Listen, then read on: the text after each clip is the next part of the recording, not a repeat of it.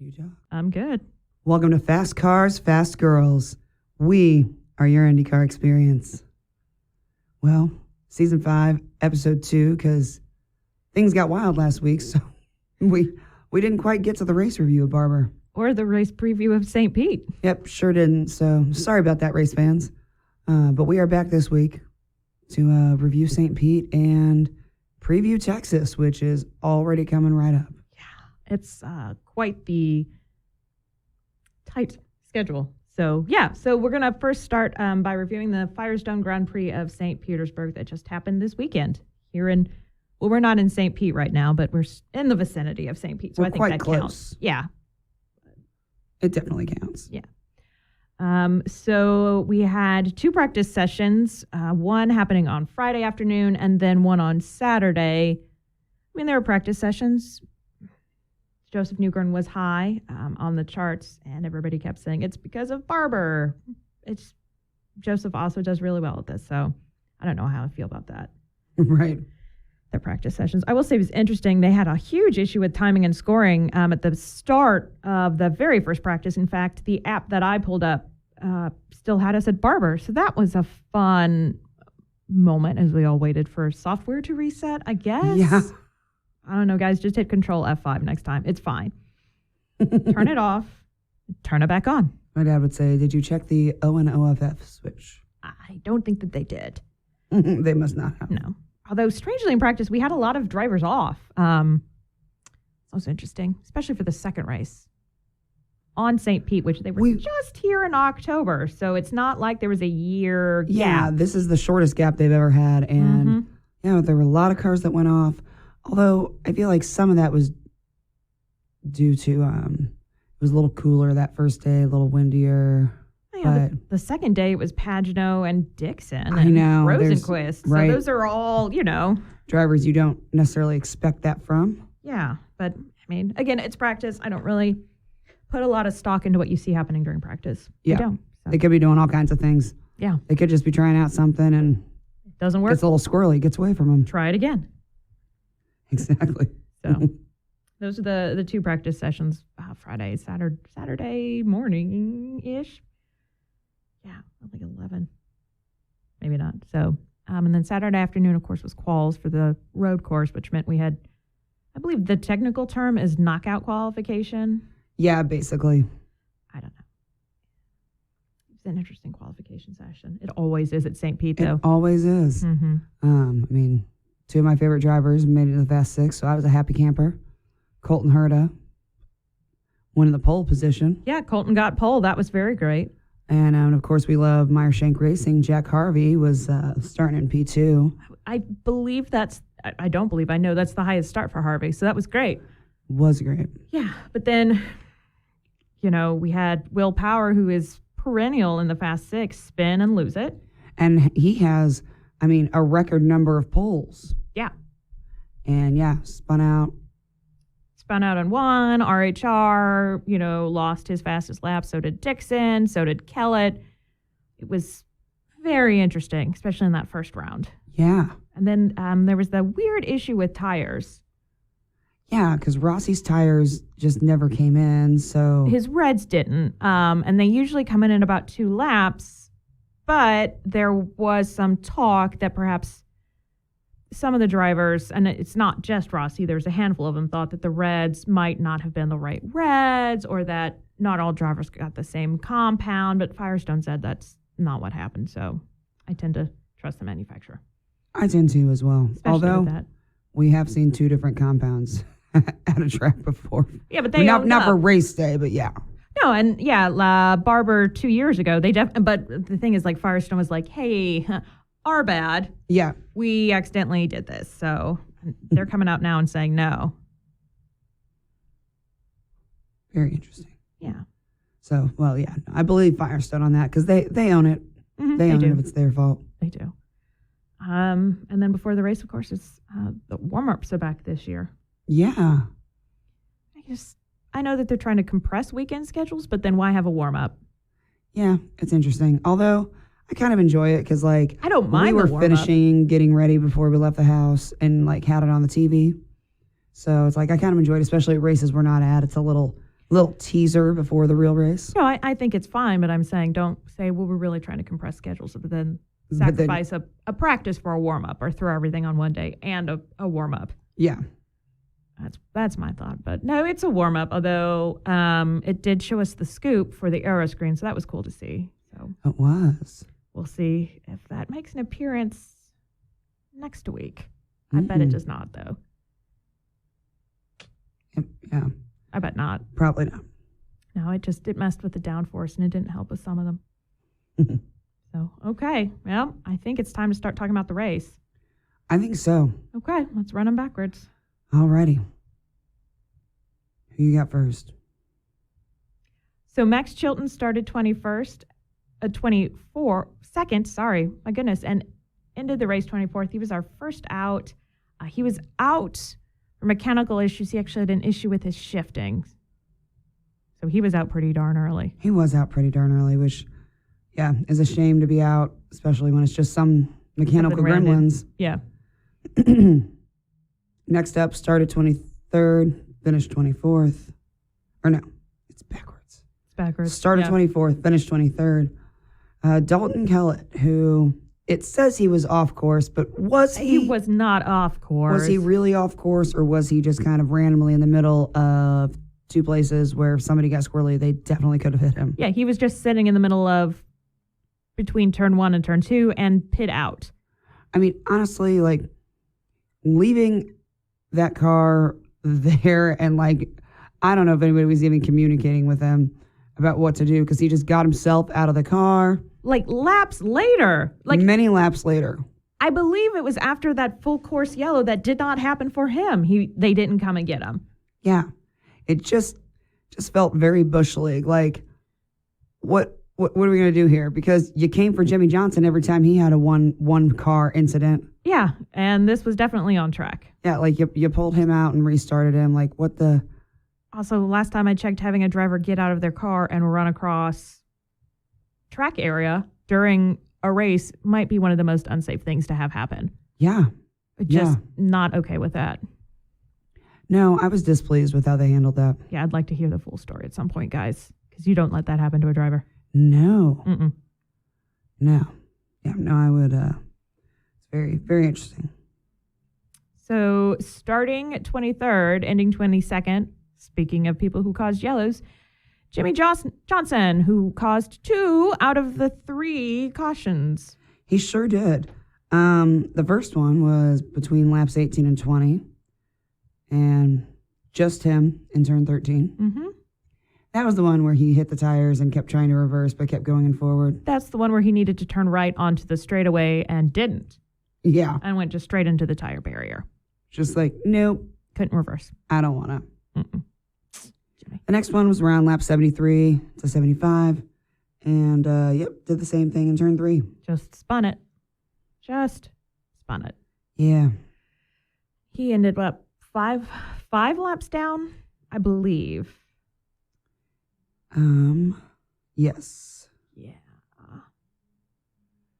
Yeah. And, well, he only had 3 pit stops, so you know what? That's a positive for him. I don't know why that would be a positive for him. That he didn't need to come in more often for, like, mechanical things. There wasn't anything else that happened. But that's the problem. There wasn't anything else that happened, and he's still 5 laps down. I know. Like, he only had 3 pit stops at Barber. Like, the thing is, that means there is no reason for him to be that many laps down. Oh, I think we all know the reason. Oh, no, we do. Next up, starting 11th, finishing 21st because of some bullshit from Graham. Yeah. Alexander Rossi. I'll let you handle this one. Well, it was a great race at the beginning because by the time the field got to turn 3 or 4 in lap 1, he was up at least 3 spots, maybe even more. Mm-hmm. But then he and Graham were racing, so it probably was a racing incident, but Rossi had the outer line into a turn. Graham was on the inside line, but decided he wanted to go use the outside line and just drove straight into Rossi. So Rossi got a flat, and so that put him laps down. Stupid Graham, y'all. I don't like him. That's all I have to say about that. All right. Next up, starting 21st, finishing 20th, Ed Jones. Consistency. Just about. Just about. Yeah. He had weird gearbox issues over the weekend. I know in practice there were some issues, and then he and Hinch got into it just slightly at lap 80. So I think that's what took him down. Yeah. But overall, nothing else too spectacular about his race. No, it was just kind of that.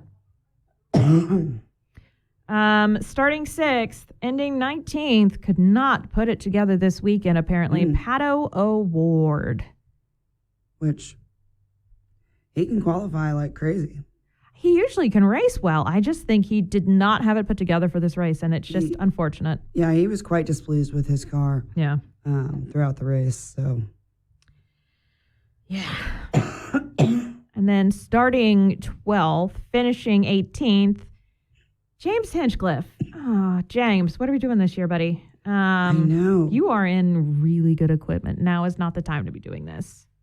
Yeah, because again, there's no excuse. No, it's Andretti equipment. I mean, like we mentioned, he and Ed did kind of get together a bit, but prior to that, he was taking that turn 1 line super wide a couple of times, and he's ran this race before, so he knows the right line to use. Oh, he does. He absolutely does. Excuse me. No worries. So I will say, on the radio, he was apparently tired of his spotter at some point, and was just very, very sternly said, "No spotting necessary," near the end. And I was like, "Ooh, he's a sassy James." I think he was in a train at that point. Yeah. You're right. If you're just running with a train, then do you need your spotter to tell you? Unless really. It's something like big. Exactly. Yeah. It's like, no, I can see this. I got to figure it out. Thanks. No, thank you. I'm cool. Yeah. Let's see. Starting 10th, finishing 17th. Expected more out of him this week. Last week's race winner, Alex Palou. Yeah, I think it's similar. They just did not have the car set up for him this time, which is, I guess, understandable since Barber is a natural road course and now you're on a street course. But I don't know. It's a big difference, though. Yeah. I mean, that's a big gap of placing. Even, it's like they had a couple of practices, and yeah, I just feel like it should have been a little better, but yeah. Next up, starting 19th, finishing 16th, Connor Daly. Moved up some spots. So, yeah, otherwise, I mean, pretty uneventful a race for him. Well, he almost had heat exhaustion. The last couple of laps, his team was actually just pouring buckets of water on him. So that's interesting. Wow. Yeah. Wonder if there was an issue with his, the hose or... Well, he had the scoop that they were using to get the air into him. So I'm not quite sure what was going on. Interesting. Yeah. It was very hot, though. Oh, it was, definitely. Yeah. No, funny enough, we were just saying right before Dalton Kellett got out of the car, it was like, he's going to have heat stroke here pretty soon. And the next thing we see is him climbing out. And I was Popping on out of that car. Yep. Oh. Next up, starting 9th, finishing 15th, Graham Rahal, who Molly does not feel bad for. No, and yeah, I mean, I just don't like him. Yep, not even a little bit today, do you? No, not really. Starting 13th, finishing 14th, very consistent. Thankfully. Ryan Hunter-Ray. I mean, hey, if Ryan Hunter-Ray finishes the St. Pete race without an incident, we count it as a win now. We really just go do. ahead and He doesn't cause much, but he gets collected in quite a few. And he didn't. And we should all just say, good for you, Ryan. Yeah. Good for you, Ryan. Okay. Okay. Yeah, good job. Alrighty. Golf clap. Good job. Oh. Next up, starting 18th, gained some spots, finished 13th. Romain Grosjean. Look, I think I've said it. He's fun to watch on these road and street courses because that's what he's been doing in Formula One. His background, absolutely. I mean, it is unfortunate that we're not going to see him next week give Texas a try, but okay, I think it would be fun. Maybe he should just like do a practice session or test in somebody's car for like just a couple of laps. Just to see. Just a test, man. Don't feel that you need to run the race, but like, I know you want to give it a shot. Come on, man. Right? Come on. Just a little. Just, you want to. Yeah. So after him, starting 17th, ending 12th. Boy, it'd be great if I could read straight. Felix Rosenquist, who was the highest finishing Aero McLaren SP car. He is. Also rode home, not with our friend Jocelyn, but in the same aircraft with her. Same airplane. Next up, started 14th, gained a few spots and finished 11th. Mr. Scott McLaughlin. Better finish than Barber. So Scott's again practicing and getting the road and street courses. He will be doing the ovals, so we'll see. I'm excited to see him on the ovals. I am. No, I think he's going to be fun to see on the ovals. Yeah. So starting 5th, ending 10th, Sebastian Bourdais, who started the race off already with trouble. They were working on his car during the formation laps. They were. Never a good sign. Well, and he really tried to squeeze his nose in literally into so many places where it wasn't going to fit. Yeah. And like he started the race off, he, Patch, and actually Joseph Newgarden as well, all got some bumps. It wasn't like a big bump, but it was a clean start, right? We had a very clean start with this race. Surprising to everyone. Everybody. Like we all were like, there's no way. Okay. And then it was like, what? They all made it through? Where's the second group of them? This can't have gone smoothly. So, yeah, Bourdais, Padge, and Newgarden kind of kerfluffed a bit, but it wasn't anything like cars were broken. I think there was a loose piece on Bourdais' car, but not like... Yeah, the nose cam is just right at the end. It just kind of flippered around. It was just, flying around, basically. Yep. Oh, yeah, that was pretty funny. Starting 9th, lost 2 spots, or starting 7th, lost 2 spots to finish 9th. Renus BK.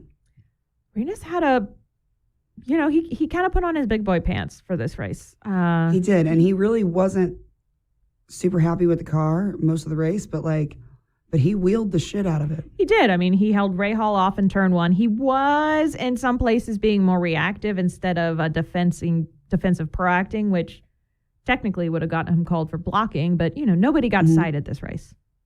Not a single person. Not a single person. And in fact, at one point on the timing and scoring, Palou was initially cited for warning and post-race fine for equipment something. Didn't show up on the final sheet. Sure didn't. It was not on the official results. So what do we do in the race control?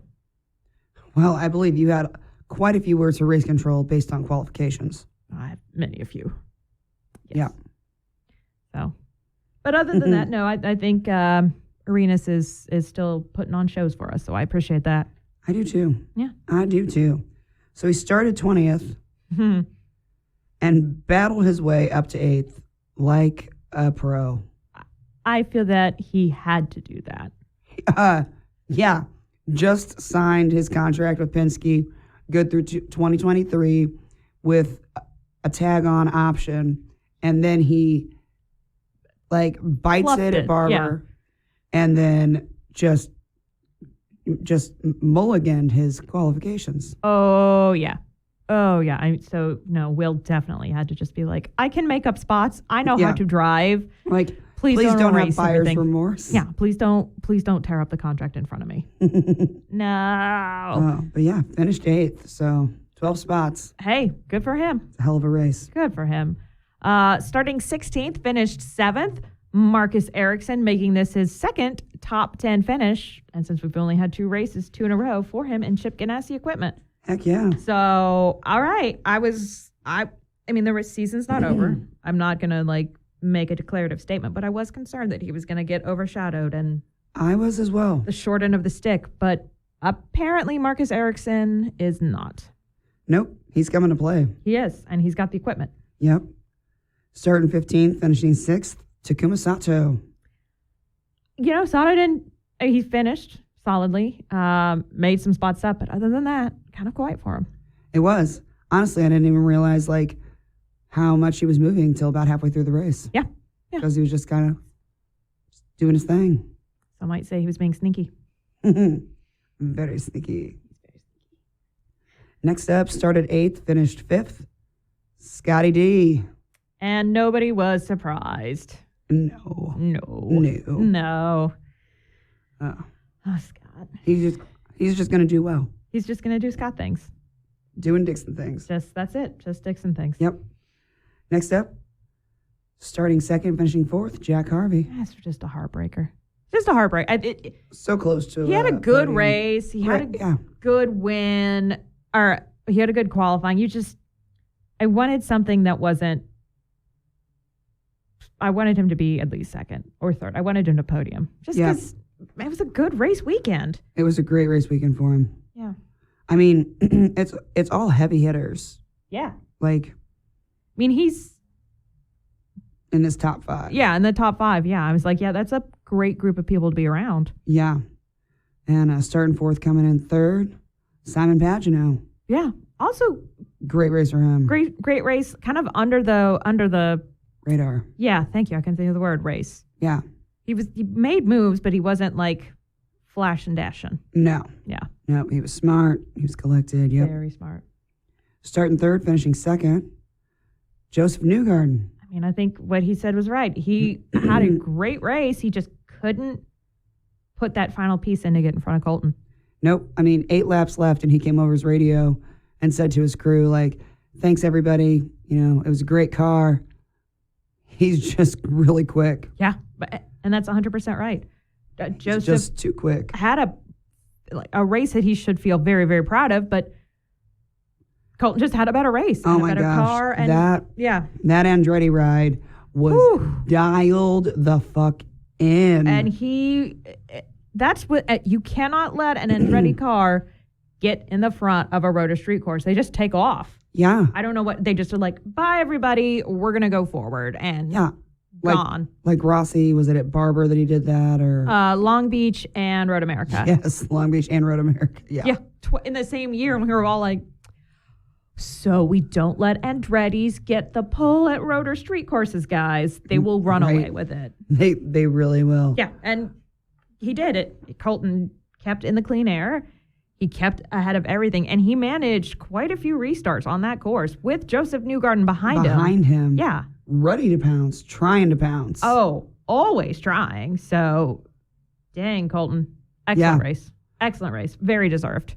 Very well deserved. He led 97 laps, basically all the laps except when he pitted. Some pit attrition, yeah. And yeah, I mean, he ran a solid race. He did.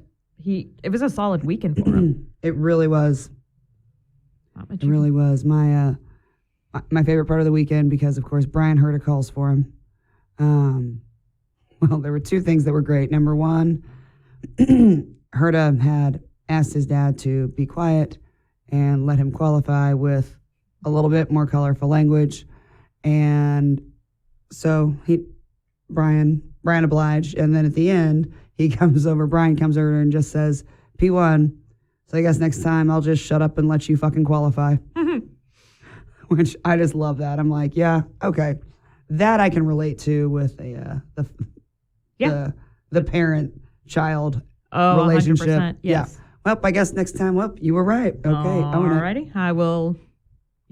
All right, you proved it. Right. He had to prove it, though, because Brian wasn't going to. If it went south, Brian was going to be like, so about shutting up and letting you qualify, how'd that work out for you? How'd that work out? So really, Colton had to get the pole at that point. He had no choice. He's like, oh man, now I gotta get the pole. Nope, no other choice whatsoever.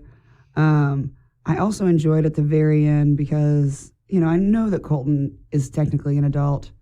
Technically. But he also just seems like he needs a bag of Doritos and a Capri Sun in his hands at all times. Yeah. And I think since we interviewed him when he was still in high school. That's why. Yeah, it's That's why. Yeah, we forever see him as like very, very young, a child. Yeah. Yep. And so at the end of the race, Brian Herta comes over and he's like, great job. He was like, we did it, baby. Great job. Da, da, da. They're excited. And Colton, the only thing he says back is just, Can I do donuts? Can I do donuts? Can I have donuts? And he was like so excited, but like, Dad, can I do donuts? He didn't say Dad, but I'm glad they let him do donuts, though. That was. I mean, yeah. And he went to town. And he also did them right in front of us. Right in front of us. That was my gosh. awesome. We finally sat in Grandstand 10 because they took away our damn screen and our normal bar area. So those of you that we've told about that spot, we're sorry. We're sorry that they suck about that. That they did that. We aren't in charge of that. So just FYI. Yeah, we are not. If we were, it would have been up. Damn straight. It was up in October. We all gave that guy a standing ovation when he fixed the screen. Yeah. Remember, it was a whole thing. Oh, no, I remember. And I was happy that it was there, but it didn't make it this year. I'm sad. Did not. But that's okay. We ended up sitting in Grandstand 10. Which is just the great. best. It really is great. I mean, no wonder it sells out. Yeah, exactly. No wonder it sells out first. It's fantastic. Yeah. Fantastic. So the top 5 after St. Pete, as far as standings, Pelot is first with 67. Will Power is second with 65. Of course, Scott Dixon is in the top 3. Nobody is surprised with 65 points as well. I think it is because Will must have finished. I don't know. I don't know how they do the points and whatnot. Don't ask me. And of course, Colton Herta is 4th. And Simon Pagino is 5th. So Alex Pelot's at 67. Simon runs out the top 5 with 54 points. It's 2 races in. Don't put too much stock in this, people. Don't put any stock in it. We got a lot of races to go and a lot of different races to come up. Yeah, a lot of things can change. Yeah, especially in the IndyCar series. Isn't that the truth? Mm-hmm. So it's a good race, though. It was a really great race. I think, strangely, the pacing of the race was odd. No, I was going to say it was very good because you had stretches of good racing with passing. You had some yellows, so the field then got bunched back up again. That's true. So it wasn't like, I mean, yeah, Colton ran away with the race, but it wasn't, oh, Colton's out ahead and like nobody else moved. There was movement. There was action throughout the race time and the course. There was. It would be nicer if it wasn't as hot as hell and a UV level of 9, but you win some, you lose if some. I were to pick, I'd have a better race than less sunshine, especially while in Florida. Yeah. No, I know everybody in Indiana just like gave this podcast the middle finger. I know what I left when I flew down. Okay, I know. But it's also really hot. It was a little warm on Sunday. Yeah, I got a weird tan line from it. It's quite warm. Yes. Yep. But race cars, good friends, the ocean in the background. Can't beat a weekend like that. No, that's why this is probably one of the best race weekends. It always is. It always is. It always is. And we actually just came from feeding flamingos. Guys, there's flamingos. You can feed them. You can feed them right out of your hand. Or if you're one of our friends, I think perhaps get sexually harassed. I don't know what we're calling that yet. Yeah, no, that flamingo did not understand consent. See, this is the time where I really want to just do like a off-the-cuff ad read for Intechgrate because of that. But I don't. I mean, we might as well. I don't. Make it great. They do. So this episode is actually sponsored by Intechgrate Systems, making it all work. They are your best friends in the IT industry. They're not a big business, so if you need something done right away, they're who you want to be in business with because they've got the time for you. They've got the time to make every client feel like their only client. Again, that's Intechgrate Systems, making it all work. We'd also like to say a big thank you to Solmart Media here in, I don't know what city we're in. Sarasota, in the Sarasota-Bradenton area of Florida. They are, if you notice, we sound really, really good. We do. Super. Some of you might not actually recognize our voices today. It's possible. But we are in their fun production recordings. They do a lot of stuff for radio. I know they host a few stations, and I would imagine do some renting of studios. So yeah. Solmart Media here in the Sarasota-Bradenton area. Again, a local business. Yep.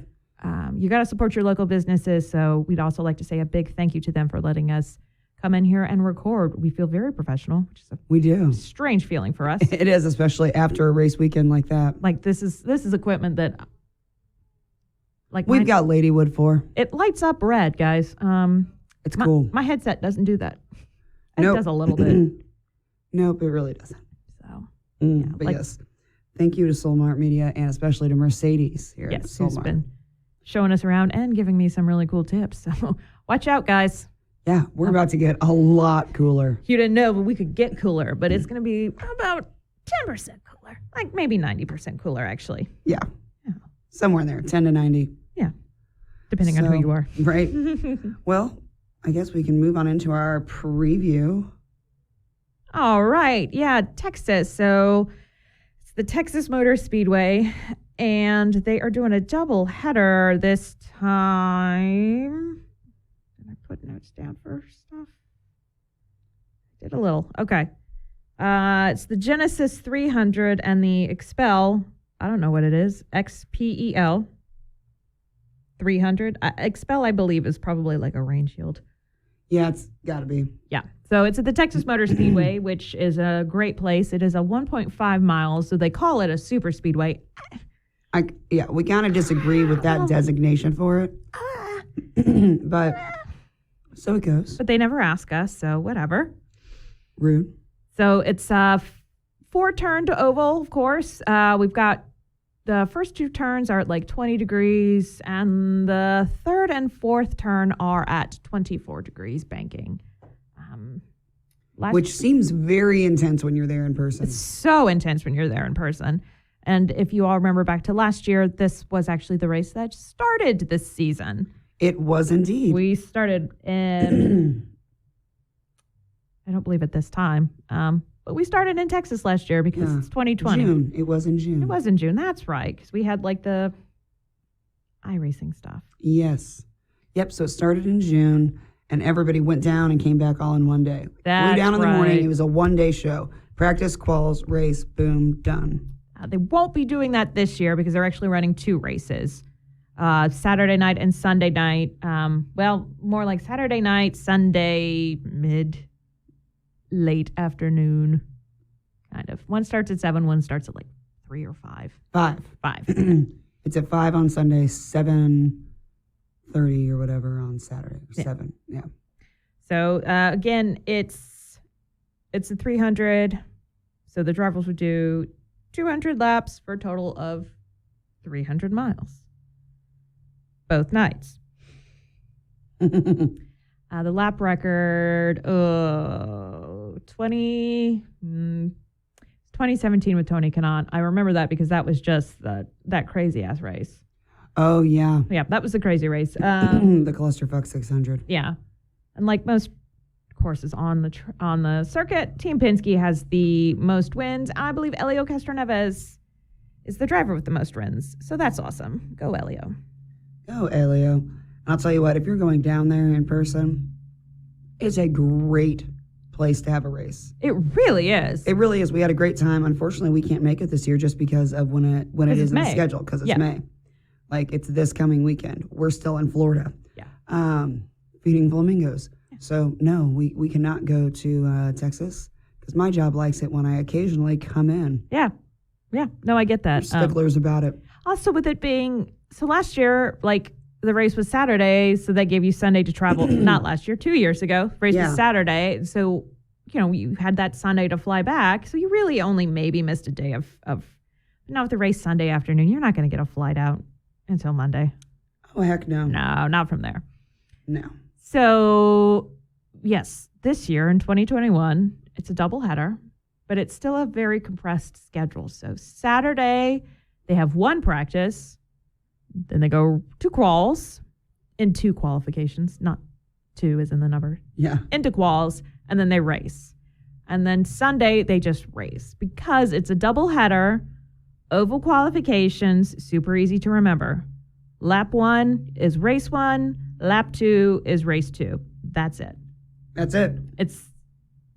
I like it. I like it. I mean, it's very simple. Easy. I can remember it. Makes sense. You can just logical. Follow it on out. Yeah. So. Doesn't require a master's degree to understand it. No. I'm here for it. Yeah. It's much easier than however they do the double headers. And they use it for Detroit, but I never get the double header qualifications for road and street courses straight in my mind. I just don't like him. That might be part of it too. So, Yeah, I just don't care to get it straight because I don't like him. yeah. It's our first doubleheader. It's a doubleheader oval. It's our first oval of the season. Yes, it is. So, since it's an oval, we do have seat changes. Remember, instead of Jimmy Johnson, it'll be Tony Kanaan. Thank God. And instead of Grosjean, it'll be Fittipaldi. Pietro Fittipaldi. Scott McLaughlin is the rookie that is consistently running all of the races, so he's going to be the rookie in. And of course, since it is an oval, we will have Ed Carpenter. That's correct. We will have Ed Carpenter as well. Guess who's back? Back again. Ed is back. Tell a friend. For you older millennials in the audience, yeah, that's right. Slim Shady makes an appearance sometimes. Sometimes. No, it'll be interesting to see how Scott McLaughlin handles the ovals. I'm interested. Yeah. I feel like he doesn't have any fear about any form of racing, so I think he's going to do well just because he's not going to like hesitate or True. He's not going to be a moving chicane. Very true. Yep. It'll be interesting to see Pietro back in. It's been a while. It has been a while. And of course, Tony Kanaan. And of course, TK. And of course, DK. I do, unfortunately. So last year they had put that compound down and that messed up the high line. After teams are there and testing this year, surprise, the high line still is not very usable. So I actually don't know how great of a race we're going to see. Yeah. Like a lot of the drivers who are like, I'll try the line, were like, no, I'm No, not thank trying you. that one. So we'll see. Yeah. Hopefully it's a good race still. We shall see. Yeah, I just don't want to parade on an oval. I know. Because we already don't have enough ovals anyway. The last thing we need is for an oval to look like a damn parade. Yeah. If I wanted to watch a parade, I'd watch F1. There you go. There you go. Although they are talking about the Toronto race, which is not happening. Let's go ahead. Why are we all pretending that it is? It's not. It's not happening. We don't have the official word, but go ahead and put money in the bank on that one. Yeah. Using an oval to replace it. Ooh, That's talk the latest dirty to me. Scuttlebutt. So it's not official, but that's scuttlebutt. I wonder if it would be Richmond. I've seen, the fans have thrown Richmond around. I've seen MIS. We'll see. Kentucky. God, No, it won't be Kentucky. I know. But it's like right there, guys. It's so close. So close. If you did Kentucky, all of the Indiana people would be like, Fuck yeah. all right, I got time. Let's go. Hell, I'd leave on a lunch break. Just drive on down. drive on down. See a race. And there's wineries around there and drive casinos. on back. Yep, drive on back. We'll see. That's farther off. Probably it'll be a track we've recently been at just to make everything quick. Probably. It'd be really nice It would be cool. if it was Kentucky. Really, I'll enjoy replacing it with any oval. Ooh, it could be Iowa. It could be Iowa. I don't know Iowa's schedule to see if there's something else there. I don't know either. Yeah, we're not going back though. We're definitely not camping. Let my sunburn cool down a little bit and then start talking to me about Iowa. Because right now it's too warm. Nope, that's fine. I get that. Yeah. Okay. No, I think next time we would just bite the bullet on how much gas we were going to pay for to sit in the car in air conditioning. Yeah. Because, that's what we do in our downtime. Because we will be staying in a hotel with air conditioning on so cold that we can see our breath. Every moment of every day. Yeah. Every moment of every day. I don't even care if it's decent temperature. Yeah, it's still going to be on. I will I'm gonna never be hot in Iowa again. Yeah. Not like we were that one time. No, it can be 50 degrees and my body be like, we're in Iowa. It's 110. Start sweating. That's it. That's what would happen. I think it's safe to say we have a little PTSD from that. Yeah. Yeah, just a bit. Just a little bit. All right, we got to make choices for Texas. We're just going to do Texas as a whole. Oh, yeah. Yeah, I don't want to break it into two races. Yep. So, good bet. Good bet. I'm thinking, obviously one of the one of the newbies. If you heard that, that was me just punching the microphone on accident. Again, we're not used to real equipment. We're not. I mean, this is super nice. Don't get me wrong. This is awesome. Thank you again, Solmart. But like, yeah, it's like right here up now. Like we're not this bougie normally. No, I usually have a headset. And I don't punch that on accident. No, then I'd be punching my face. Anyway, good bet. So I think a good bet obviously is going to be any of our rookies because they haven't ever been on an oval, except for Pietro did some testing, but then didn't actually run any ovals. Correct. So I feel like Pietro might be your like wild card bet that would pay the highest because he has the most experience of any of them on an oval. So yeah. I was thinking, I think he is in Chip Ganassi equipment, but I don't think Tony's going to cost a lot. And he's, 2017 aside, fairly good on ovals, including super speedways. So it's true. It's also going to be thinking about athleticism and who has the stamina for a doubleheader on an oval on a super speedway. Maybe not the first race, but that second race, he's going to be like, whatever. I've done like 14,000 Ironman. Let's go. Yeah. Yeah. You know what? That is going to be a factor on day 2 for sure. Is the stamina. So I think TK is a great choice for that. I do too. So then for bad bet, ooh. I don't want to be like Scott because money. I don't know. For some strange reason, I don't think willpower is going to be doing well. But I don't have anything to back that up on. See, I was going to say that I'd include him on my bad bet just because I think he will do well. I don't know. That's just a weird gut feeling. So who knows why? Well, and also like the second day, the stamina thing, he'd be being tired. He is a driver that it seems recovers extremely quickly. Although last time he got weird in some of those heat races. Oh, that's true. And he had the ice bath. Yeah. That's right. That's why I was thinking Will. Yeah. Maybe not. So I'm going to go ahead and just put Will for my bad bet for gut feeling. That's not anything, but if you're gambling, sometimes you got to just go with your gut because you know, you got to know when to hold them. You got to know when to fold them. You got to know when to walk away. That's for your parents, elder millennials. Right. Joseph Newgarden also has a high likelihood of qualifying well and finishing well. So, and it's no surprise to anybody. So that would also not be a great bet. You're just not going to get a huge ROI on that. Yeah. Well, I don't mean to sound this way, but who's going to be the rookie sacrifice? I feel like Pietro kind of got sacrificed already. Yeah, like he's... Yeah. Yeah. Scott? I don't want it to be Scott. I don't want to be Scott Shalander. Maybe this isn't the one. Maybe this isn't the rookie sacrifice. Yeah, it's Texas. It's always maybe it's a sophomore sacrifice. I could be. We had a lot of sophomores that skated through. Renus was sacrificed last year. Indeed he was. Indeed he was. You know what? Oh, it's going to be one of our sweets. But which one? Marcus. Yeah. Yep.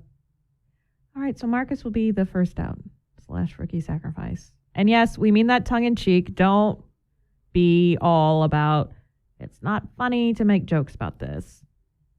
First off. It is. Yes, it is. It's 100% is. Secondly, don't take things too seriously. Breathe, everybody. We certainly don't. I know when I wrote about a paragraph and a half about Jimmy Johnson's performance in this last race, I'm going to hear it, and I don't care. You can at her all day long on that. A, I'm just going to ignore them. B, but am I wrong? But am I wrong? Yeah, I can't wait to read that. Also, shout out to Kat and Ethan. Evan. What's the kid's name? See, I don't know. We only spent like 20 minutes with him. Kat and Evan, who really led our section in heckling, like polite heckling, because like in my mind, you say heckling, people like you're booing them and shit. We never booed. No. It was like good-natured ribbing. Sarcastic encouragement. Yes. And at one point, because Jimmy was 5 laps down and not even close to other cars, they just started to stand up and say, "You can do it, Jimmy. We believe in you," and clapping. And I forgot that, the Bible does say a child will lead them. You got to watch those kids, man. You do. Oh, that was hysterical. Every lap, that was funny. Yeah, it really was. Oh, made the race. It really did. I mean, it helped the race. It was great. Well, I was going to pop this in earlier, but I might as well do it now. Of course, you can find us and all of our podcasts and Molly's blog, where she's going to publish soon, which might already be out by the time this drops. It will be. On our website, which is www.fastcarsfastgirls.com. Of course, we are on all of the social medias, TikTok, Facebook, Instagram, Twitter. We like to have a lot of fun, post up funny videos, memes, etc. Yep. So make sure you follow that, because we're going into May, and there's nothing we have more fun with than memes in May. So that's all May is. It's just, Indy 500 memes. So get yourselves ready. And honestly, GP memes. Yeah, I mean, basically, it's the merry month of memes in May. It really is. Again, all of that is accessible from our website. And of course, you can listen to us anywhere that you prefer to listen to podcasts. We are available everywhere. You cannot escape. Jinx. But nope, you cannot escape. So again, that is www.fastcarsfastgirls.com. Sorry, no, it was mine. That was it. No, you're fine. All right, well, want to wave the white flag? Yeah, but I want to wave the white flag because we're actually recording with good things. So since we're coming up in May, guys, check out Sports and Entertainment Travel. Entertainment and Travel. Nope, yeah. Sports and Entertainment Travel. I always flip the entertainment and. Yep. Travel.com. They are having race packages for May for the 500. They actually have one for the 500. They'll also have it for Road America, Nashville, and then Long Beach and Laguna Seca. So check them out. It's just VIP, guys. Very, very cool. Includes hotel, suites. They're partnering with Vassar Sullivan, Ed Jones, who's with Vassar Sullivan, not just Ed Jones by himself.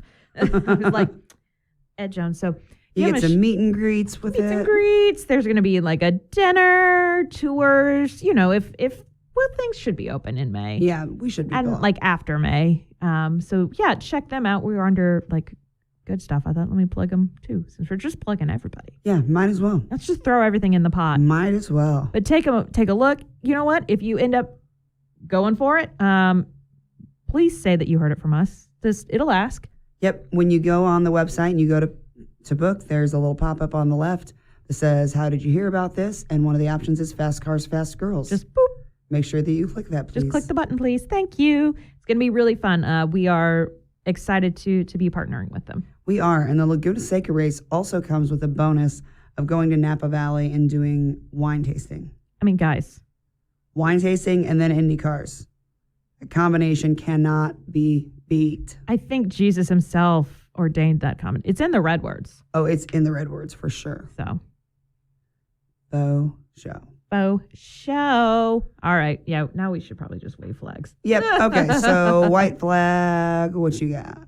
Well, I was dropping that. But it's nice to finally be at a racetrack in person. That's it. It is. That really was my thing. My white flag is no matter where we sit, there is a Latina woman selling out apas. Yes. And other goodies. And that is one of my favorite things about the Grand Prix of St. Pete. 100%. That and how much Lee Diffie talks about people's sisters. That was at Barber. I know. And guys, there's a whole thing. Okay. Find me in person and ask me about my theory because it's solid. It's solid. We've got evidence. Okay. People have seen this and also agreed. Not just the two of us. Nope. So we'd like to find us in person. We will explain to you our Lee Diffie theory. Yep. The Lee Diffie theory. It's only a matter of time before we had a theory about one That's true. That's very Actually, true. we used to have 3 out of 3. Oh, yeah. Lee Diffie likes sisters, which is weird. Townsend Bell is narcolepsy. And for a while, we were saying that Paul Tracy was eating all the Indy Lights drivers. Remember that one? That was early on. That was early. Yeah, that's why there were only like 7 of them a couple years ago. Because Paul Tracy eats the He's losers. eating them. Now our theory is that just sometimes he's just a little high before the broadcast, and sometimes he's a little too high. Yeah, he's a little squinty. Again, we don't have any evidence, so it's not anything. But is there anybody who's going to strongly argue the likelihood that he's not a little high? Paul Tracy himself, if he has to sign a clause. Probably, yes. But other than that, I don't really care. And I think if we had him off the record, he'd be like, of course I'm a little high. How do you think I make it through? And then he would laugh. Like, I kind of hope that's how he would be off the record. Be like, you're fucking right, I am. I mean, I feel like if he was, that's exactly how he'd answer it. I agree. Yeah. I agree. Oh, well, all right. Before we good get in times. trouble with slander and libel laws, let's wave the checkered flag. Absolutely. I'm not licensed here in the state. Nope. We need to. Me either. Mm-mm. So, well, thanks for listening, guys. Bye.